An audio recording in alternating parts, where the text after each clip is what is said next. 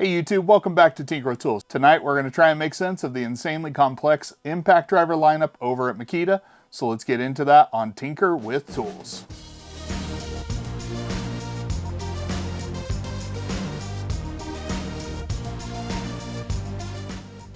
Now, if there's one tool category that I feel like Makita is really known for, it is impact drivers. Part of that has to do with the way the impact drivers perform, being some of the class leading in terms of ergonomics, precision, and just being overall nice to use. And the other part of it is the fact that they seemingly release a new top tier impact driver just about every 1 to 2 years, it feels like. So today I want to take you through each of the different impact drivers that they currently have on the market. And we're going to go through the different specs and unique features of each one and kind of talk about where they fall in the hierarchy of Makita impact drivers. Now, a couple things right up front. First and foremost, they're never going to be necessarily the strongest or the most powerful, but they are going to deliver top-notch control and precision in my opinion, and that really extends throughout most of the lineup. Now, not every impact driver that we have tonight I have owned, nor have I tried even all of them, so there are going to be some where I'm just going to let you know what the specs are, where I think they'd stack up, but we do have 8 of the 14 impact drivers here tonight, and where I can't, I'll probably point you in the direction of somebody who's done a good video on it, so you can go ahead and check them out there.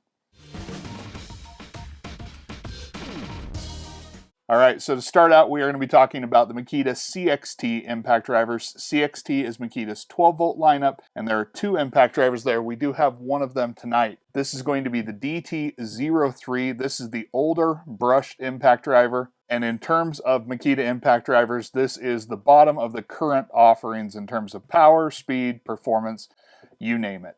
It is the most basic impact driver, but even at that, it is decently nice to use. But ultimately, it is a very limited impact driver in terms of power and performance. Now, they also have a brushless version of this impact driver, and that is going to be model DT04. That one is overall smaller, more compact, a little bit faster, and a little bit more powerful. Really, it is just a much better version of what this impact driver is. The platform itself just doesn't really feel like a focus of Makita, so for that reason, I'd probably recommend you go with other impacts on the market today. Another impact driver that I don't actually own is going to be the brushed impact driver on the LXT lineup, and this entry is just a very basic brushed impact driver. It's variable speed only. The power does increase over the 12 volt, for example. In today's tool landscape, brush tools just simply cannot keep up with the brushless models in terms of what they are offering, and so for that reason, it's just a very basic entry level. Now the next category, this is kind of the big blind spot in terms of myself and Makita tools, and that is going to be the subcompacts. Now the subcompacts are going to be a little bit more compact than that older brushed model, but overall they're going to be very similar in size to the brushless version of the 12 volt impact drivers, but they are going to come in black as a primary color. That is kind of one of the easiest ways to pick them out. Now the first generation did have 2 speeds and an assist mode. It did come with roughly the same power as what you're getting on the brushless 12 volt lineup. Now when they went ahead and released the Generation 2, strangely enough, the torque actually stayed the same. The modes stayed the same. It did get ever so slightly shorter. So I would expect the performance to be relatively similar between these two tools, and neither one is going to have blazing performance. That's the main reason why at this point I just haven't decided to go ahead and get those tools. I don't think they're bad impact drivers. I just think that with the size of some of the LXT impact drivers we have coming up, they just don't make that much sense and the overall price point, and so for that reason I've passed on getting them up to this point.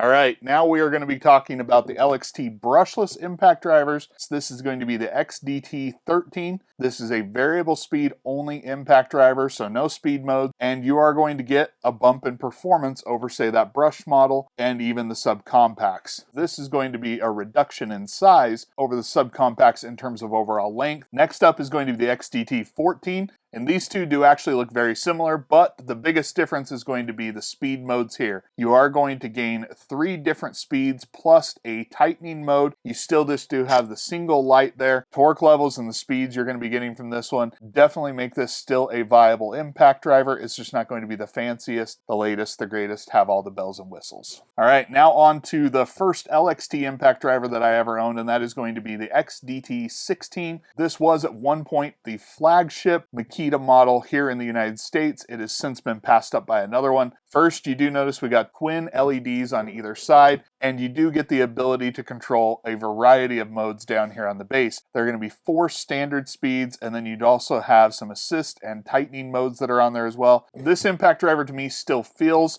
like the XDT14, but it is just going to have a little bit more and a little bit better lighting up front. The other thing that was added on this one is going to be the quick shift button. This is a feature that I actually find myself liking quite a bit on these impact drivers, and it's something that you're going to see quite a few of them share. All right, now next up, this is actually one of the newer impact drivers that I have owned.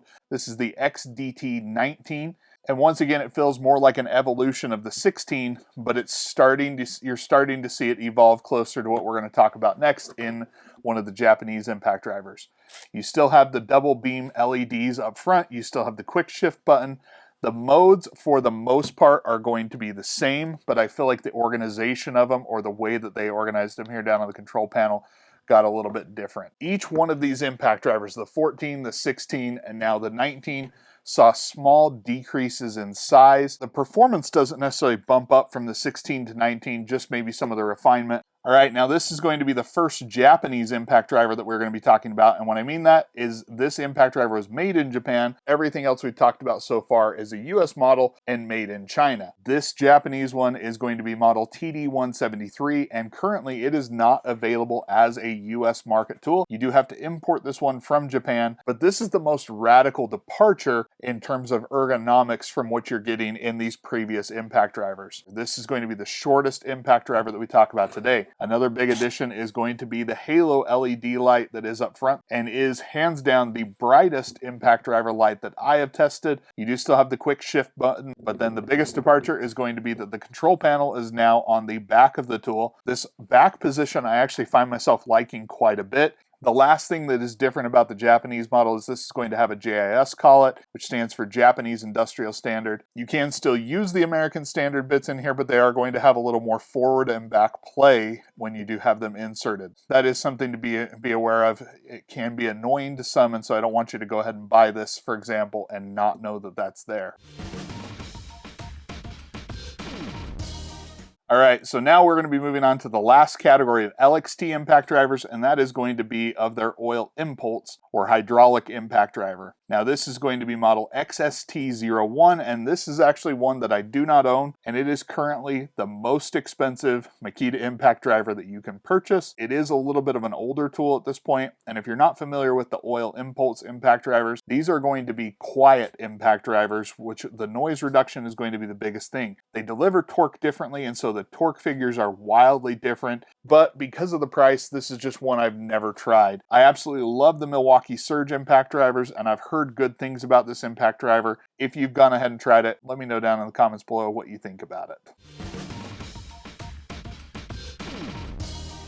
Now next up, we're going to be talking about the XGT impact drivers. This is the GDT01. Now this was the very first Makita XGT or 40 volt impact driver that they had. I think you see a lot of similarities with maybe the XDT16 here. This is a little bit bigger than those impact drivers, a little bit longer. Now it does offer kind of the same number of speed modes as what you see perhaps on some of these more modern ones. Quick shift button, but I've never seen that these actually perform significantly better than what you're seeing with the LXT. They do have higher torque figures, but it's just not something that I really feel you notice when you're using the tool. Now the next one we're going to be talking about is the GTD02. Like you've seen here, you would expect that the bigger number means it is going to be a more advanced impact driver, and that is simply just not the case. You actually do lose some of the assist modes on that impact driver. You do lose a little bit of power. The speed stays roughly the same to the Generation 1, and it is a little bit lower in cost. So because they're stripping away some features, it almost just feels like it's maybe not that worth it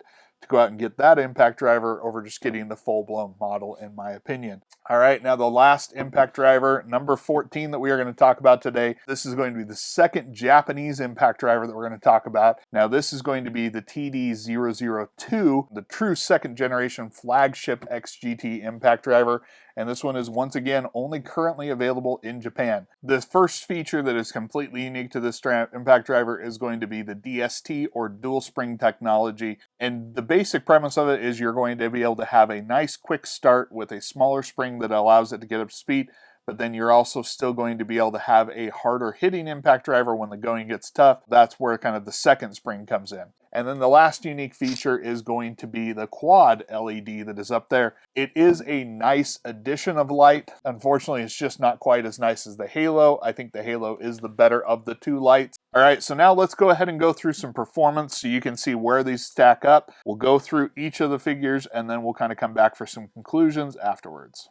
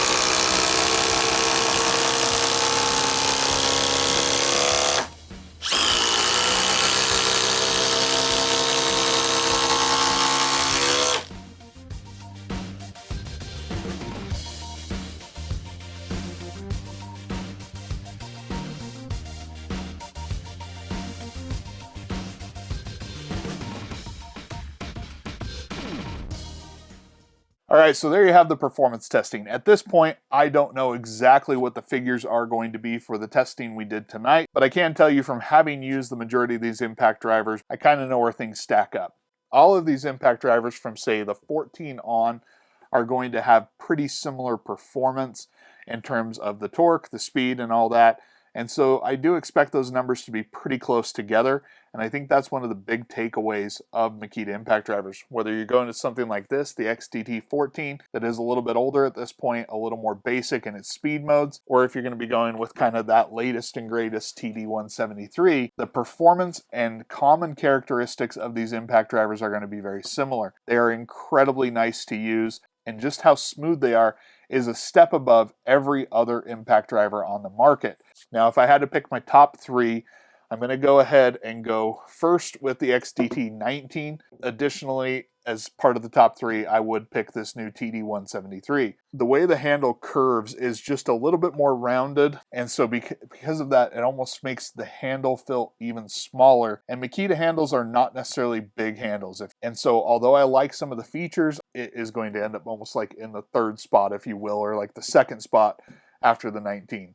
The other one that I'll put in there, just because of how much I absolutely love it, is the TD002. So I do have two of the Japanese impact drivers, and that's not necessarily to say that the performance is necessarily better, but I do like the better light on this one than, for example, the other XGT, just like I like the light of the Halo there. And so if I were to name a top three, those are what I would go for. Now, when it comes down to it, I hope this video has helped to kind of demystify some of the different variations of impact drivers that you can get with Makita. If I've left off your version of Makita impact driver and you want to go ahead and tell me about it, please leave it down in the comments below. If you have any questions about these, leave those down in the comments as well. If you want to see this type or style of video for another brand and another portion of a brand's lineup, go ahead and let me know down in the comments and we'll see what we can do in future videos. If you like it, please hit that like button, and if you haven't already, please consider subscribing. Now, as always, thank you for all the support, and until next time, I'll catch you on Tinker with Tools.